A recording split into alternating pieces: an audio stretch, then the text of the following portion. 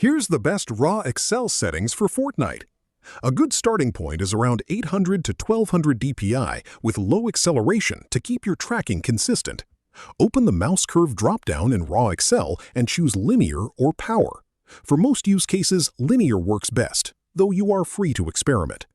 Set your acceleration very low, around 0.05 or even 0.01 to keep close-range tracking tight and predictable.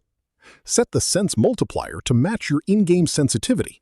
For example, if your in-game sensitivity is 7, type 7 here. Otherwise, leave it at the default of 1. Set your input buffer or polling rate to 1000 Hz or higher through your mouse software for the best responsiveness. For caps and limits, set your cap type to output, cap output to 1.2, and input offset to 15.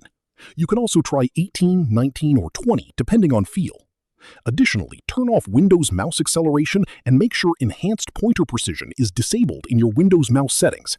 Start with a small acceleration value and gradually increase it as needed, since this setup has a learning curve. If this helped you out, hit that subscribe button for more straight-to-the-point tutorials on step-by-click.